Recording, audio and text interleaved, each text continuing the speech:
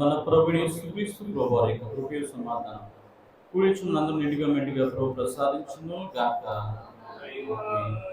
దైవాత్మారము నాతను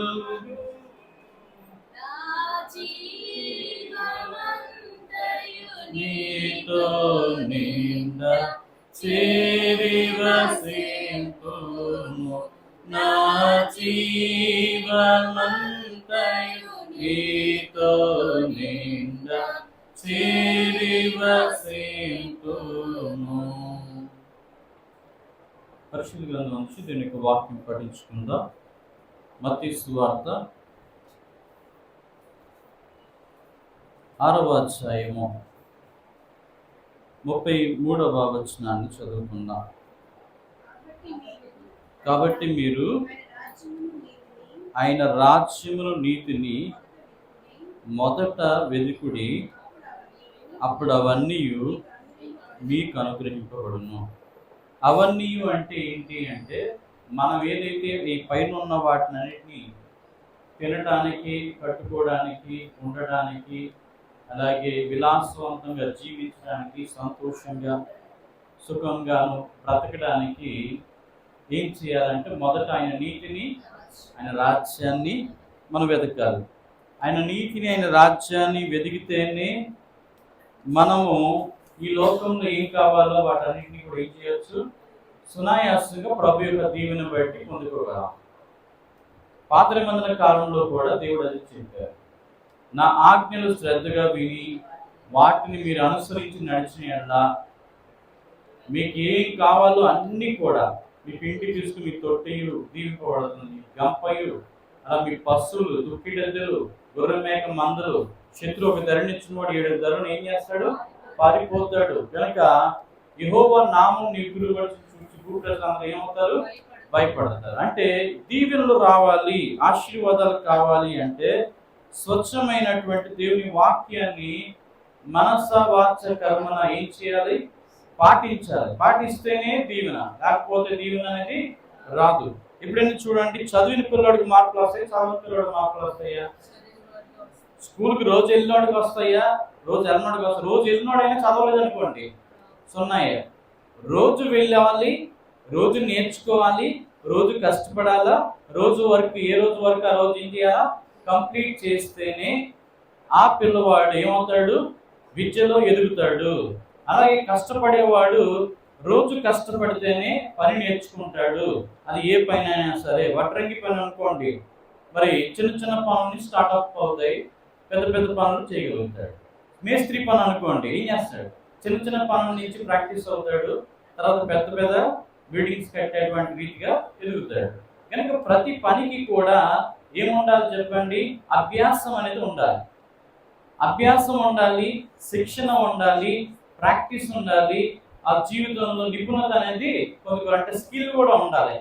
skill లేకుండా ఏది కూడా మనము చేయలేము. ఫర్ ఎగ్జాంపుల్, ఒక పిల్లవాడికి బొమ్మలు గీయరా అంటే పిచ్చిగిరలు గీస్తున్నాడు అంటే వాడికి ఏం లేదు, స్కిల్ లేదు. అదే ఒకడికి గీయమనగానే వెంటనే బొమ్మ గీసేస్తాడు అనుకోండి, ఏమన్నట్టు, వాడికి ఆర్ట్ చేసేటువంటి స్కిల్ వాళ్ళలో ఉంది. అలాగే కొంతమంది పిల్లలు ఎవరు ఏమి నేర్పించకుండానే వారి మనసులో ఏదో రకంగా ఏం చేస్తారు, ఏవో వస్తువులు తెచ్చి వాటితో కాపాడుతాడు. అవి వదలకపోతే కాపాడుతాడా చెప్పండి? దేవుడు కాపాడుతాడా? కాపాడుతూ. దేవుడు కూడా మనం ఏం చేయలేడు చెప్పండి, మన పాపం మానుకోకపోతే మనల్ని దేవుడు కూడా ఏం చేయలేడండి, కాపాడలేడు. చాలా మందికి ఈ విషయం తెలియదు. తెలియక ఏమంటారంటే, యేసయ్య ఎంత ఘోర పాపినైనా ఏం చేస్తాడు, క్షమించేస్తాడు. యేసయ్య ఎంత ఘోర పాపినైనా రక్షించుకుంటాడు అంటారు.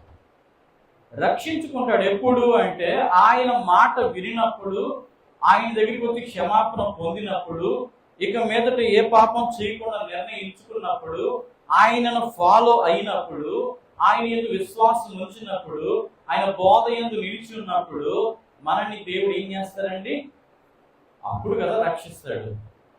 నువ్వు ఆయన దగ్గర రాకుండా, నువ్వు ఆయనలో ఉండకుండా, ఆయనతో సహవాసం చేయకుండా, ఆయనతో ఎటువంటి రీతిగా కూడా నువ్వు సంబంధం అనేది కలిగి ఉండకుండా నా ఇష్టానుసారం నేను బ్రతుకుతానంటే వారిని రక్షించడానికి యేసయ్య సిద్ధంగా లేడు అన్న సంగతి గమనించండి. వెనకనే మొదట నా నీతిని నా రాజ్యాన్ని మీరు వెతకండి, తర్వాత మీకు ఏం కావాలో నేను ఇస్తాను. చాలా సందర్భాల్లో పిల్లలకి తల్లిదండ్రులు చెప్తారు ఏమని అంటే, ఒరే ఈసారి ఫస్ట్ క్లాస్లో పాస్ అవ్వు, తర్వాత నీకు ఏం కావాలో కొనిసి నేను ఇస్తాను అంటారా లేదా?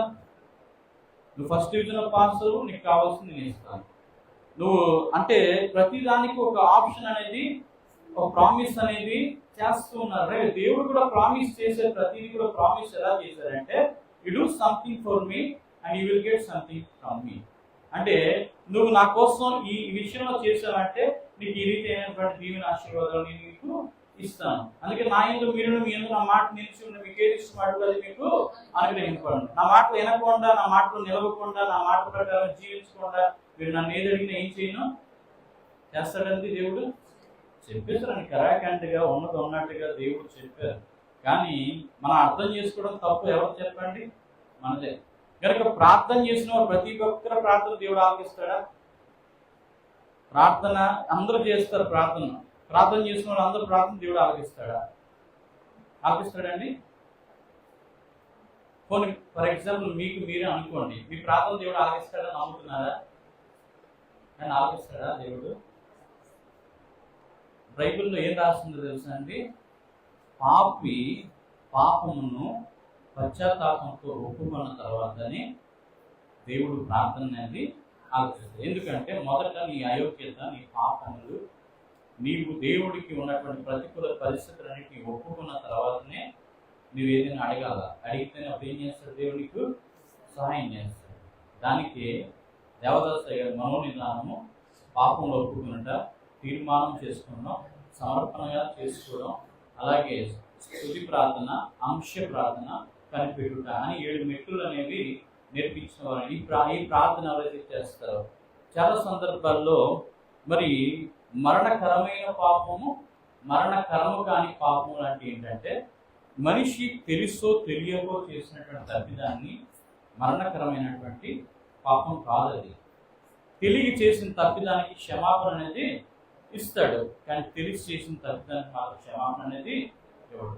గమనించండి, తెలిసి చేసినటువంటి తప్పిదానికి క్షమాపణ ఎందుకు లేదు అంటే, తెలిసి చేసేవాడికి ఏమంటారు చెప్పండి? ఇంకో వీడు ఎంతే అంటావా లేదా? దేవుడు కూడా నువ్వు అంతే అని చెప్పి ఏం చేస్తాడు? ఎక్కడికి వెళ్తాడు? నీకు ఆ ప్లేస్ పెట్టరా అని ఎక్కడ వేస్తాడంటండి? నరకంలో దేవుడు వేస్తాడు. కనుక మన జీవితంలో మారు మనసు పొందండి అని ప్రభు ఎందుకు చెప్పారంటే, మారు మనసు పొందితేనే, ఆయన ఎందుకు విశ్వాసం ఉంచితేనే మనము కొత్తగా జన్మించినటువంటి శిశువుల వలె అంటాము, ఆయనలో నూతనమైన సృష్టిగా మనము సృష్టింపబడతాం. అంటే కాక క్రీస్తు యేసు నందున్న వారు నూతనమైనటువంటి సృష్టి అన్నారు. నూతనమైన సృష్టి అంటే అర్థం ఏంటి? ఇక్కడి నుంచి నీ నడవడికి మారిపోయింది, నీ విధానం మారిపోయింది, నీ పద్ధతి మారిపోయింది, నీ జీవితం మారిపోయింది.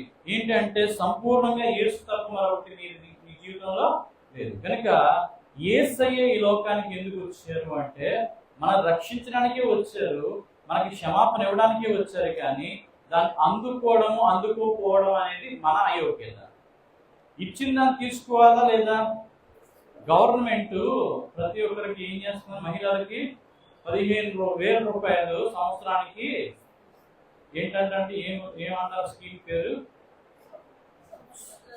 సుభద్ర యోజన అని పెట్టారు. ఇల్లు అప్లై చేసుకుంటే కదా ఇంటికి వస్తుంది, లేకపోతే బ్యాంకులో డబ్బులు వస్తాయి. అప్లై చేయకుండా ఏం చేయకుండా ఆ యోజన పెట్టారుగా, వస్తుంది నాకు అనుకుంటే వస్తుందండి. 5 సంవత్సరాలు అయిపోయినా కూడా ఏం రాదు నీకు, అప్లై చేయకపోతే రాదు. అలాగే మన జీవితంలో దేవుని మాటను అప్లికేబుల్ చేసుకోకపోతే అది జరగదు. నేను ఆయన నీతిని, ఆయన రాజ్యాన్ని వెదిగితేనే ఆయన నాకు కావలసినవన్నీ ఇస్తారు. మరి ఆయన నీతిని, ఆయన రాజ్యం వెదగకుండా చాలా మంది సుఖంగా హాయిగా బతుకుతారంటే వాళ్ళ సంగతి ఏంటి అని అన్నారు అనుకోండి. యేసయ్య నమ్మితేనే ఇస్తాడా? నమ్మకపోతే ఇవ్వడండి? చెప్పాలి. ఎవరు కష్టపడితే వాడు వెతుకుతాడు. భూమి మీద ఎదిగిన వాడికి పరలోకం వెళ్ళడానికి సంబంధమే లేదు అసలు.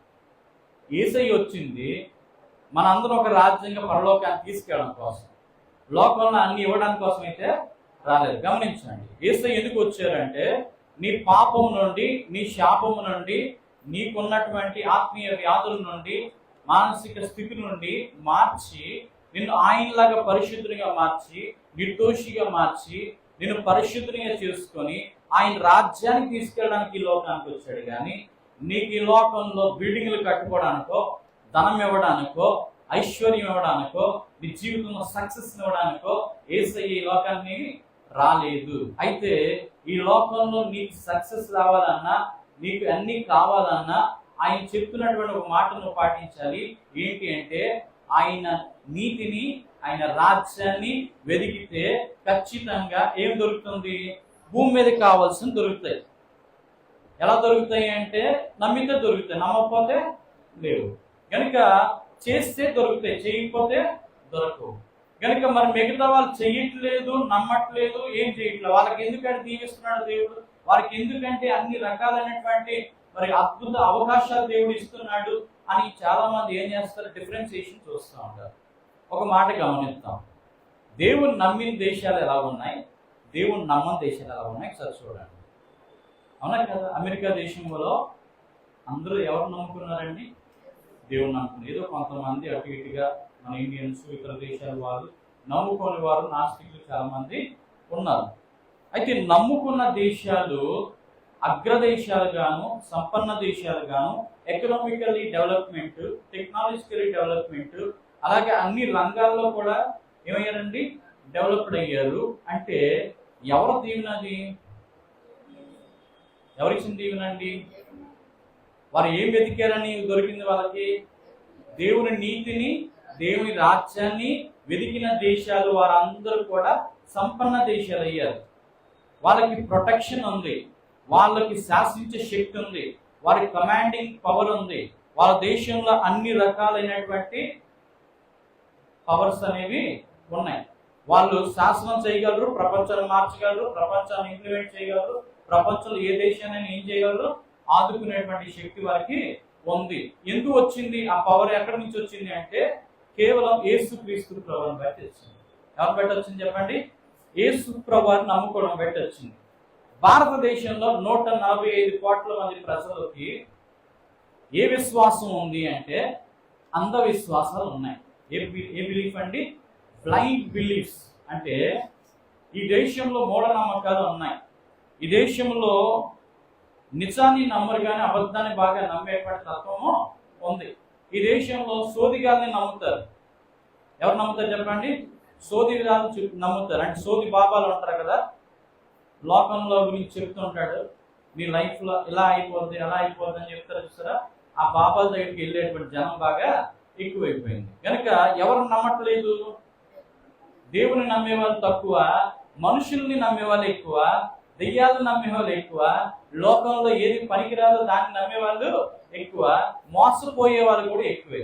కనుక భారతదేశంలో మనం చూస్తామంటే నిరుద్యోగ సమస్య, అలాగే ఏం చెప్పండి, ఆకలి బాధలు, అలాగే నీటి కొరతలు కూడా ఉన్నాయి, అలాగే చాలా రకాలైనటువంటి ఇబ్బందులు అనేవి దేశంలో ఉన్నాయి. వీటన్నిటిని ఎవరు ఎప్పుడు సంపూర్ణమైనటువంటి సొల్యూషన్ చేయలేరు. కారణం ఏంటో తెలుసా? స్వార్థం. ఇతర దేశాల్లో స్వార్థం తక్కువ ఉంది కనుక ఆ దేశాలు అభివృద్ధి అయ్యాయి. మన దేశం ఏం చెప్పండి? స్వార్థం ఎక్కువ. స్వార్థపూరితమైనటువంటి దేశం ఏదైనా ఉందంటే భారతదేశం. ఎందుకంటే పక్కింట్లో ఎవరికైనా సమస్య వచ్చినా సరే కనీసం అడిగేవాడు కూడా ఉండడు. అందులో పేరు పొందిన రాష్ట్రం ఏదైనా ఉందంటే ఒడిస్సా రాష్ట్రం అండి. ఆంధ్రప్రదేశ్లో ఎదురింట్లో చిన్న గొడవ అయితే వెంటనే ఎదురింటి వాళ్ళు, ఇంకొక ఎదురింటి వాళ్ళు ఏం చేస్తారు? వెళ్ళి ఏమైందని అడుగుతారు. అయ్యో ఏమైంది, ఎందుకంటే గొడవ పడుకుంటున్నారని వాళ్ళు సర్ది చెప్పి సమాధానం చెప్పి వాళ్ళకి శాంతి పరుస్తారు. కానీ ఇక్కడ ఏం చెప్పండి, కొట్టుకు చచ్చిపోయి మనకు అనవసరం అని ఏం చేస్తారు? ఇళ్లలో కూర్చుంటారు. అంటే ఎంత దౌర్భాగ్యమైన స్థితి అండి. ఒకరికొకరు ఆదుకోలేమో, ఒకరికొకరు సాయం చేసుకోలేమో, ఒకరికొకరు పట్ల ప్రేమ ఆప్యాయత లేదా అంటే సొంత బంధువుల్లో కూడా లేదు. మళ్ళీ కొన్ని బయట అనుకుంటాం బంధువులే అయి ఉంటారు, కానీ ఏం చేయరు. అన్ని తెలిసినా అసలు ఆ ప్రస్తావనే ఉండదు అన్నమాట. అంటే అలాంటి పరిస్థితి అనేది ఒడిశా రాష్ట్రంలో చూస్తున్నాం. మీరు ప్రేమ ఆప్యాయతలకు నిలయమైనటువంటి తూర్పు పశ్చిమ గోదావరి జిల్లాలకు వెళ్తే అక్కడ నేర్చుకోవాలండి. ఏంటి ప్రేమ ఆప్యాయతలు అంటే ఎలా ఉంటాయో. బొబ్బర్లంకి వెళ్ళాలి. ఎక్కడికి? అక్కడికి వెళ్ళిన తర్వాత ఆప్యాయత ఎలా ఉంటుంది అంటే, ఒక గెస్ట్ అంటే ఎవరో దూర బంధువు, ఒక బంధువుగా వచ్చినోడైనా సరే ఏం చేస్తారండి? గౌరవిస్తారు. ఇంకా వాళ్ళు ఎన్ని రోజులు ఉంటే అన్ని రోజులు సంతోషంగా వాళ్ళు ఆ ప్రేమ ఆప్యాయతను ఎప్పటికీ కూడా ఏం చేయలేరు, మర్చిపోలేనంతగా వారు ప్రేమిస్తారు. అంటే ఎందుకంటే ఆ ఏరియాలో అంతగా దేవుడు వారిని దీవించాడు అంటే, వారికి ఎందుకు అలాంటి ప్రేమ ఆప్యాయత ఇచ్చాడంటే, వాళ్ళు పెరిగినటువంటి పల్లెటూరు వాతావరణం అనేది చాలా మంచి వాతావరణం. పట్టణాలకు వచ్చి మనుషులు ఏమైపోయారు? సెల్ఫీస్ అయిపోయారు అన్నమాట. విలేజెస్లో ప్రేమ ఆప్యాయతలు బాగుంటాయి. విలేజ్లో అందరూ కలిసిమెలిసి ఉంటారు. విలేజ్లో ఒకరికొకరు ఏం చేస్తారు? తెల్లారేస్తే విష్ చేసుకుంటారు, పలకరించుకుంటారు, మాట్లాడుకుంటారు. ఇక్కడ ఎవడో ఎదురు బదులు పడినా ఏం చేయాలి?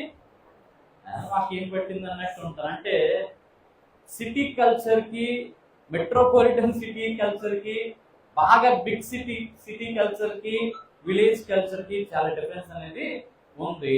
కనుక విలేజ్లోనే ప్రేమ ఉంది, విలేజ్లోనే ఏముంది? ఆప్యాయతలు ఉన్నాయి, విలేజ్లోనే మళ్ళీ మూఢనమ్మకాలు కూడా ఉన్నాయి, విలేజ్లోనే అనేక రకాలైనటువంటి సంస్కారాలు ఉన్నాయి. కనుక ఎప్పుడైతే మనిషి అప్డేట్ అవుతాడో వారి జీవితం అప్డేట్ అవుతుంది. అప్డేట్ కాకపోతే ఏమవురు. కనుక వాస్తు చూసుకొని కొంతమంది ఇల్లు కడతారు, అయినా వాళ్ళు ఆస్తులు కోల్పోయి ఏం చేస్తారు? అప్పుల పాలు అవుతారు. ఏంట్రా అంటే వాస్తు దోషం వల్ల అప్పుల పాలు అయ్యామని చెప్తారు. మరి కొంతమంది ఆస్ట్రాలజీ నమ్ముతారు. చెప్పేవాడికే వాడి జీవితం ఏంటి వాడికి తెలియదు, రేపు ఏమి వాడికి అవుతుందో కూడా వాడికి తెలియదు. కానీ వాడు ఏం చేస్తాడు? ఆ కథలు చెప్తుంటే జనాలు నమ్ముతుంటారు. ఆస్ట్రాలజీ, పామిస్ట్రీ అంటారు, సెలెస్టియల్ బాడీస్ గురించి చెప్తూ ఉంటారు, లేదంటే గ్రహాల గురించి చెప్తారు. ఇవన్నీ కూడా ఒకప్పుడు జరుగుతున్న వాటిని పూర్వీకులైన వారు వాటిని లెక్కలు గణితం కట్టి, అమావాస్య ఇప్పుడు వస్తుంది, పౌర్ణమి ఇప్పుడు వస్తుంది, ఇన్ని రోజులకి ఇది సంభవిస్తుంది, లోనర్ క్యాలెండర్ అని రకరకాలుగా ఏం చేశారు? వాటిని కనిపెట్టడం వరకు వాస్తవం అండి. సైంటిఫిక్ గా ఏదైతే ఉందో అది వాస్తవమే. కానీ అన్సైంటిఫిక్ గా చెప్తున్నారు చూసారా, అది మాత్రం వాస్తవం అనేది కాదు. కనుక ఒక మనిషికి ఏమి సంభవిస్తుందో నిర్ణయించడం అనేది ఎవరి తరం కూడా కాదు, మనం నిర్ణయించుకుంటాం. రేపు నేను ఏం చేస్తాను? నా ప్రోగ్రామ్ షెడ్యూల్ చేసుకుంటాను. అందులో ఏదైనా ఒకటి మిస్ అవ్వచ్చు. తెల్లవారి నుంచి రాత్రి వరకు కొన్ని ప్రోగ్రామ్స్ పెట్టుకుంటాం. మనం పెట్టుకున్న తర్వాత ఏం చేస్తాం? ఈ టయానికి లేవాలి, ఈ టయానికి టిఫిన్ చేయాలా, ఈ టయానికి ఇక్కడికి వెళ్ళాలి, ఈ టయానికి పని చేయాలా, ఈ టయానికి ఈ పని కంప్లీట్ చేసేయాలా, ఈ ఇంకో పనిని ఇలా స్టార్ట్ చేయాలా అని తెల్లవారి నుంచి రాత్రి వరకు ఒక షెడ్యూల్ తయారు చేసుకుని ఒక పీరియాడికల్గా టేబుల్ ప్రకారంగా ఏం చేస్తాం? దాన్ని మనం ఫాలో అవుతాం. కనుక అది మనకు తెలుసా లేదా? మనం ఊహించాం కనుక తెలుసు. అదే రకంగా మనం ఆ దినాన్ని ఏం చేయగలం? రేపటి దినాన్ని అమలు చేయగలం. ఏదైనా అటు ఇటుగా టైం అటు ఇటు అయితే కాస్త పని వాయిదా పడవచ్చు, మళ్ళీ నెక్స్ట్ రేజ్కి ఏమవుతుంది? వాయిదా పడుతుంది. ఇంతవరకు మనం చెప్పగలం. ఒక నెల రోజుల తర్వాత ఏం చేస్తాం కూడా మనం ముందే ఫిక్స్ చేసుకొని మన పని మేము చేయగలం. అంతేగాని ఎవరో మన గురించి ఏమి తెలియని వాడు వచ్చి నీ గురించి ఏదో చెప్తాడంటే నమ్ముతారా? ఈరోజు అలాగే నమ్ముతున్నారు జనాలు. ప్రతి ఒక్కరి జీవితంలో కూడా సుఖ దుఃఖాలు అనేవి, కష్టం అనేది, పాపపుణ్యాలు అనేవి సహజంగా ఉంటాయండి. ఉంటాయి లేవా? దాన్ని వాళ్ళు స్టడీ చేస్తారు. ఇప్పుడు 1000 మంది మనుషుల్లో అందరికీ ఒకే రకమైనటువంటి సంఘటనలు జరిగి ఉండొచ్చు. ఏమంటే ఇప్పుడు కొంతమందికి 35 ఇయర్స్ ఉన్నాయనుకోండి, లేదా 45 ఇయర్స్ ఉన్నాయనుకోండి. మీ లైఫ్లో ఎప్పుడైనా ఏదైనా ఒక చిన్న యాక్సిడెంట్ అని అయ్యిందా లేదా? అయి ఉంటుందా లేదా? యాక్సిడెంట్ అంటే అనుకోకుండా కాలు జారి పడడమో, ముడుకు దెబ్బ తగడమో, లేకపోతే ఏదో వచ్చి గుర్తు సిరిపోవడమో, ఇలాంటివి జరుగుతాయి లేదా? 45 ఏళ్ళలో యాక్సిడెంట్ ఎక్కడో దగ్గర చిన్నదో పెద్దదో జరిగి ఉండొచ్చు, ఇరిగిపోయి అంత కాకపోయినా సరే. సో ఈ బాబా అనేవాడు ఏం చేస్తాడంటే వాళ్ళని చూస్తాడు. ఫస్ట్ వాళ్ళ స్ట్రక్చర్ ఆఫ్ ది బాడీ చూస్తే ఎవరైనా కొంచెం కుంటిగా నిలబడ్డారనుకోండి, వాడికి మోకాళ్ళలో బలం తగ్గిందంటే వీడికి ఏదో ఒకటి అయి ఉండొచ్చు అని ఏం చేస్తాడు గమనించి, మీకు కొన్ని దినాల్లో లేకపోతే కొన్ని సంవత్సరాల క్రితం యాక్సిడెంట్ అయింది అని అన్నాడు అనుకోండి, నాకు యాక్సిడెంట్ అయినట్టు ఎవరు చెప్పారు? ఈ బాబా తెలిసిపోయింది. ఏమంటే కుటుంబంలో అన్నాక చాలా మందికి రకరకాల సమస్యలు అనేవి ఉంటాయి. భార్య భర్తల మధ్య గొడవ ఉండొచ్చు, అన్నదమ్ముల మధ్య గొడవ ఉండొచ్చు, ఫ్యామిలీ అన్నాక గొడవలు అనేది సహజం. ఇదేం చెప్తాడు, మనిషి ఫేస్ చూస్తారు, అది కొంచెం విచారంగా కనిపించారు అనుకోండి, మీకు అప్పుల బాధ ఉంది అంటాడు. ఎవరైనా విచారంగా ఎందుకు కనిపిస్తాడంటే ఆడికి ఏదో అప్పుల బాధ ఉండొచ్చు. అప్పులు చేయని మనిషి ఉన్నాడా చెప్పండి? తప్పులు చేయని మనిషి ఉన్నాడా? పాపాలు చేయని మనిషి ఉన్నాడా? పాపుణ్యాలు లేని మనిషి ఉన్నాడంటే అన్నీ ఉన్నవే. దాన్ని వాడు గెస్ చేసి మనిషి ఫేస్ చూసి వాడు ఏం చెప్పబోతున్నాడు అనేది వాడు రీడ్ చేసేస్తారు. వాళ్ళు చేసి ఏం చేస్తారంటే ఊహించుకొని గెస్ చేసి చెప్తారు. చెప్పగానే వాళ్ళు నిజమని నమ్మేస్తున్నాను, నేను చెప్పగలను. అలాగా వాడి కాదు చెప్పేది, నేనే ఒక మనిషి నిలబెట్టి నీ మనిషి జీవితం ఏంటో కూడా ఏం చేయవచ్చు చెప్తాను. దాంట్లో ఖచ్చితంగా నేను 20 విషయాలు చెప్తే దాంట్లో 15 విషయాలు రైట్ ఉంటాయి. నమ్ముతారు? నన్ను నమ్మేస్తారా మీరు? నాలో ఏదో అతీతమైన శక్తి ఉందని నమ్ముతారా?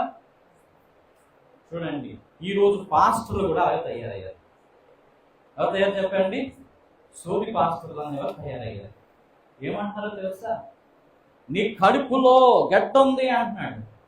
ఇటు స్కానింగ్ చేసిన కళ్ళు ఏమన్నా, నీ కడుపులో ఏమన్నట్టండి? గడ్డ ఉంది అంటున్నాడు.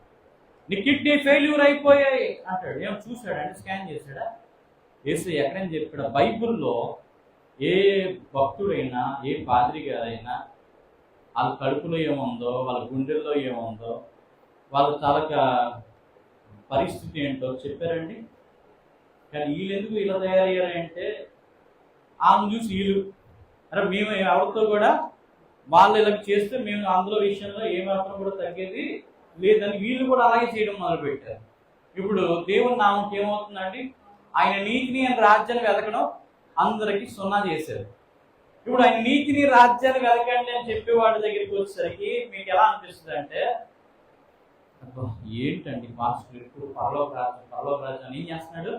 తినేస్తున్నాడు బుర్ర, మాకేమో నిద్రలు వస్తున్నాయి, వినబుద్ధి కావటం లేదు, బోరింగ్గా ఉంది, ఎక్కడో ఉన్నది ఉందో పోయిందో, నరకం ఉందో పరలోకం ఉందో కూడా మాకు తెలియదు, మాకు నమ్మకమే లేదు, ఈయనేం చేస్తున్నాడు పదే చెప్తున్నాడు, మా బుర్ర తినేస్తున్నాడు అని ఏమో అనుకుంటారా లేదండి?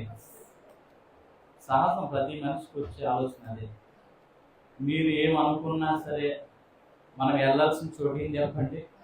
ఈరోజు ఉన్నాం, మనం అందరూ బ్రతికే ఉన్నాం, తర్వాత ఏమవుతుందో మనకి తెలియదు. మరు క్షణం ఏమవుతుందో, ఎవరు ఉంటామో ఎవరు వెళ్తామో కూడా మనకి తెలియదు.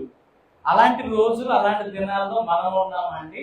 కనుక అందరికి ఉండాల్సిన గురి ఎయిమ్ ఏంటంటే, బ్రతుకుట క్రీస్తే సావైతే మేలు అన్నట్టు, లాభం అన్నట్టు ఏం చేయాలి? క్రీస్తు కొరకు బ్రతికితే క్రీస్తు రాజ్యంలోకి మనము వెళ్తాం. మనకు ఒక నిరీక్షణ ఉంది, మనకు ప్లేస్ ఉంది, మనకు ఒక ఆనంద స్థానం అనేది ఉంది. కనుక ప్రభు చెప్పినటువంటి మాటలు మనం ఏం చేయాలా? వినాలి. ప్రభు అంటారు కదా, నన్ను నమ్ముకుంటే నీకు ఈ లోకంలో సుఖాల కన్నా కష్టాలు ఎక్కువ ఉంటాయి. వస్తారండి ఎవరైనా? యేసుని నమ్ముకుంటే నీకు అన్ని ఇస్తాడంటే వస్తారు, కానీ నీకు ఉన్నవన్నీ పోతాయి అంటే మాత్రం ఏం చేస్తారు? నీకు నమస్కారం రా బాబు, మీ మీద పోగొట్టుకోవాలి అన్ని కూడా, మా మనశ్శాంతి పోతుంది, మీ మాటలు ఏంటంటాయి అని ఏం చేస్తారు? మేమేదో సుఖంగా హాయిగా యేసుని నమ్ముకొని ఏం చేస్తారు? చాలా మంది చూడండి, పాస్టర్లు పలకరించినా ఎవరు పలకరించినా ఏమంటారో తెలుసు? By the grace of God I'm so happy అంటారు. ఏమంటారు చెప్పండి? By the grace of God I'm so happy. Happy అని అంటే నువ్వు ఎక్కడున్నట్టు? సాతాన్ గడి వచ్చిందో దేవుని వచ్చిందో లేవన్నట్టు అర్థం అన్నమాట. నీకు ఆత్మానుసారమైన దుఃఖం అనేది ఉండాలి, శరీరానుసారమైన సంతోషం నీకు ఉన్నా సరే దాన్ని నువ్వు లెక్క చేయకూడదు. యేసుప్రభువు వారు ఎక్కడైనా సుఖాన్ని కోరుకున్నాడండి? కాస్త తలవాల్చి పడుకున్నాడా? ఏమంటాడు తెలుసా? ఆకాశ పక్షులు చూడండి, గూళ్ళు ఉన్నాయి, నక్కలు పోయలు ఉన్నాయి, మనుషుకు వాడికి తల వాల్చుకోవడానికి కూడా ఏం లేదు, స్థలం లేదు అన్నాడు. అంటే ఆయన ఎంత ఇబ్బంది పడుతున్నాడు అనే సంగతి ఆ మాటలో మనకి అర్థం అవుతుంది. కానీ ఈ రోజు దినాల్లో మన పాస్టర్లకి ఎలాంటి ఉంటాయి చెప్పండి? రాష్ట్రానికి ఒక ఏముంటాయి? మంచి ప్యాలెస్లు ఉంటాయి. రాష్ట్రానికి ఒక ప్యాలెస్, రాష్ట్రానికి ఒక బెంచ్ కారు, రాష్ట్రానికి ఒక వీళ్ళకి ఆదరించేటువంటి జనాదరణ ఎక్కువ. యేసుప్రభు వారిని ఎవరు కూడా ఆదరించారు, సిలువైన ట్యాగ్లు వేసిన ఎక్కువ. కానీ ఆయన పేరు చెప్పుకొని కాయలు అమ్ముకుంటున్నారు ఎవరంటే ఇప్పుడు ఉన్నటువంటి బోధకులు. కనుక ప్రియమైన తెలుస్తున్నారా, బైబిల్లో దేవుడు చెప్తున్నారు అపోస్తలుడైన పౌలు గారి ద్వారా, అందరూ బోధకులు కాకుండుడి. ఈరోజు ఏమి రాకపోతే ఏం చేస్తారు? నేను పాస్టర్ అయిపోతాను. ఏ గుడ్డు రాకపోతే ఏం చేస్తారు చెప్పండి? కనీసం ప్రార్థన వస్తే చాలు, బైబిల్ చదవడం వస్తే చాలు, 2 మాటలు చెప్పడం వస్తే చాలు, ఏమైపోవాలంట? పాస్టర్ అయిపోతాం. పాస్టర్ అయిపోతే ఏమవుతుంది? డబ్బులు వస్తాయి. నాకు వస్తున్నాయండి డబ్బులు, 1,00,000 వస్తుందా నాకు నెలకి మీ దగ్గర నుంచి? అంటే 1,00,000 వస్తుందా? కానీ అందరూ అనుకుంటున్నారు 1,00,000 రూపాయలు వస్తున్నాయి, అందుకని ఏం చేస్తున్నాడు, ఇవన్నీ కూడా చేసేస్తున్నాడు. మా ఇంట్లో ఏడు పంత అదే అనమాట. ఏమొస్తున్నాయి? వీడికి 1,00,000 వచ్చేస్తున్నాయి కనుక ఏం చేస్తున్నారు? మాకు ఇవ్వకుండా అంతా కూడా ఇదే. ప్రియమైన తెలుపుతారా, 1,00,000 వస్తే ఇంకా 3 కార్యక్రమాలు చేసేవాడిని. ఏమి రాకుండానే ఇంత చేస్తున్నాం అంటే వస్తే ఎంత చేస్తాం చెప్పండి? ప్రతి నెల కూడా పబ్లిక్ మీటింగ్ పెట్టి జనాలందరినీ కూడా పిలిచి భోజనాలు పెట్టి దేవుడు వాక్యాన్ని కూడా ఏం చేసేవాళ్ళం? చెప్పేవాళ్ళం. కానీ మళ్ళాటి వాళ్ళు ఏం చేయరు? టచ్ మాస్టర్ అని వాడు నమ్ముతున్నారు, కానీ దేవుడు నేను టచ్ చేస్తారో పరలోకం తీసుకెళ్తారంటే మాత్రం ఏం చేయట్లేదు, నమ్మట్లేదు. టచ్లు ఇచ్చేవాడిని నమ్ముతున్నారు, కానీ ఏం చేయట్లేదు. బాబు అరే నిన్ను దేవుడు భద్రపరుస్తాడు, ఈ ఆత్మ దేవునికి సమర్పణ చేసుకుని ఆయన కోసం బ్రతకంటే మాత్రం నమ్మటం లేదు. కనుక ప్రియమైన దేవుడు, హోలీ వాటర్ మీద ఉన్న విశ్వాసము హోలీ గాడ్ మీద లేదండి. మరి దీన్ని ఎంత విచారకరంగా ఉంది చెప్పండి పరిస్థితి. కనుక దేవుని సన్నిధిలో ఒక దినము గడుపుట 1000 దినాల కంటే శ్రేష్టం. ఒక సినిమాకి వెళ్తే 2 గంటలు టైం కేటాయిస్తాం. ఏమన్నా అవునా కదా? ఏ సినిమా వచ్చినా, కొత్త సినిమా వచ్చింది అనుకుని ఏం చేస్తారు? 2 గంటలు అక్కడి నుంచి ఆ అడ్వర్టైజ్మెంట్ కూడా చూస్తారండి. ఓపిక అనమాట. 10 నిమిషాలు వేసిన అడ్వర్టైజ్మెంట్ కూడా అలా చూసి ఏం చేస్తారు? సినిమా కోసం మీటింగ్. అదే దేవుడి సన్నిధికి వచ్చేసరికి ఎక్కడ చూస్తాం మనం? గడియారం వైపు చూస్తా ఉంటాం. బాబు ఇంక వదలట్లేదు. సీరియల్ పిచ్చున్నాడు, సీరియల్ అయిపోతే బాధపడతారు. టయానికి ఏం చేశాడు? మంచి పొజిషన్లో ఆపేశాడు రా బాబు. కరెంట్ తీసేసాడు అనుకోండి, ఎన్ని తిట్టుకుంటారో ఆ కరెంట్ వాడికి. మరి మామూలు కాదనమాట. దిక్కుమాలినాడు, ఇప్పుడే కరెంట్ తీయాలా, వాడికి బుర్ర బుద్ధి లేదు. కరెక్ట్గా మంచి సీన్లో ఏం చేశాడు? అంటే మనిషికి లోకం మీద ఉన్నటువంటి ఆసక్తి ఇదేం మీద లేదండి, దేవుడి మీద లేదు. దీన్ని బట్టి మీరేం అర్థం చేసుకోవాలంటే, నాలో దేవుడు పని చేస్తున్నాడా, దెయ్యం పని చేస్తుందా అనేది అర్థం చేసుకున్నాను. కనుక యాక్టివ్గా ఉండాలి. దేవుడి సన్నిధిలో ఎలా ఉండాలి చెప్పండి? యాక్టివ్గా. ప్రార్థనలు ఎలా ఉండాలి? యాక్టివ్గా. బైబిల్ చదవడంలో ఎలా ఉండాలి? యాక్టివ్గా. సువార్త ప్రకటించడంలో యాక్టివ్గా ఉండాలి. ఇన్యాక్టివ్గా ఉన్నామంటే సాతాను గడు వచ్చి మీరు ఏం చేస్తాడు? ముసుకేసి పడుకోబెడు. అంటే ఇంకా నిన్ను లేవనివాడు ఆత్మీయ స్థితిలో ఏం చేయడు? లేవకుండా చేస్తాడు. ఈ లోకంలో నీకు ఆశ చూపించేది ఏమో తెలుసా? ప్రార్థన, ఉపవాస ప్రార్థన చేస్తే కష్టాలు తీరిపోతాయి. ఎన్ని రోజులు అంటే 52 రోజులని, 45 రోజులని, ఎన్నో రోజులని ఉపవాస ప్రార్థన ఎందుకు పెడతారో తెలుసా? కష్టాలు తీర్చుకోవడానికి అండి. అసలు ఉపవాస ప్రార్థన కష్టాలు కాదండి, ఉగ్రత నుంచి తప్పించుకోవడానికి చేసేది. ఎస్తేర్ రాణి తాకీదులు తారుమారు చేసిన ప్రజలని ప్రాణాపాయ స్థితి నుంచి కాపాడుకోవడానికి ఉపవాసం చేసింది. నినివే పట్టణస్థులు దేవుడు ఉగ్రత నుంచి తప్పించుకోవడానికి ఉపవాస ప్రార్థన చేశారు. యేసుప్రభు ఉపవాసం చేస్తే 10 మందికి తెలియకుండా నీకు నువ్వే దేవుడి దగ్గరికి వెళ్ళి ఏం చెయ్యో, నీ తలంటుకొని ముఖం కడుక్కొని వికారం చేసుకొని ఎవరికి కనిపించుకునేది సైలెంట్ గా సీక్రెట్ గా ప్రార్థన చేయమని చెప్తే ఈరోజు ఏం చేయాలి? పబ్లిక్ ఉపవాస ప్రార్థన పెడతా ఉన్నారు.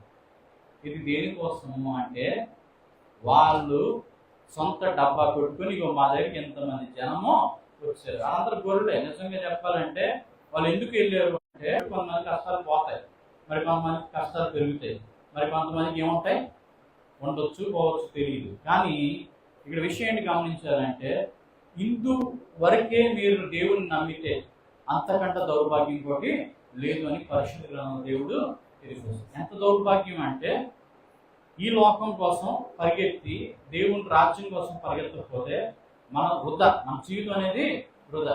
కనుక ఈరోజు సువార్త చేద్దాము అని అంటే మీలో ఎంతమంది ఇష్టపడతారు? నాకు అవగాహన పని ఉంటుంది, అయ్యగారు అవ్వదండి పని ఉంది అని అంటారా లేదా? అంటే సువార్త అంటే కష్టం.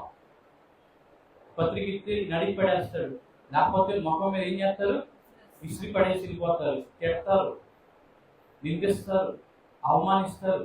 ఇంకా అవసరమైన తీసుకుని పోలీస్ స్టేషన్లో ఏదైనా మత ప్రచారం చేస్తామని ఏం చేస్తారు, లోపల వేస్తారు. ఈ రకాలైన బలహీనతలు భయాలు ఉన్నప్పుడు సువార్త చేయగలమండి? చేస్తారు ఎవరైనా? కానీ దేవుని కోసం తెగించి చేసేవాడు నిజమైనటువంటి భక్తుడు. చేయలేనివాడు ఏం చెప్పండి, వాడు నిజంగా విశ్వాసం లేనివాడని అర్థం అన్నమాట. కనుక ప్రియమైన దేవుని ద్వారా నీతి రాజ్యం అంటే ఆయన నీతి గురించి మనం పాటుపడాలి. ఆయన రాజ్యం గురించి విస్తృతంగా అందరికీ కూడా తెలియపరచాలి. ఆయన నీతి, ఆయన రాజ్య సువార్తను లోకం అంతటికి వెళ్ళి ఏం చేయాలండి, ప్రకటించమని దేవుడు చెప్తున్నాడు. ప్రకటించాలా లేదా? కనుక అటువంటి దేవుని ఆశీర్వాదం దేవుడు మనందరికీ సంపూర్ణంగా అనుగ్రహించి దేవుని రాజ్య వారసులుగా ఉండడానికి విశ్వాసముతోనూ భక్తితోనూ పరిశుద్ధతతోనూ నీతితోనూ దేవుడు తన రాజ్యాన్ని అన్వేషించగలిగే దాన్ని ఆశీర్వాదం సంపూర్ణంగా అందరికీ అనుగ్రహించి దీవించును గాక. ఆమేన్.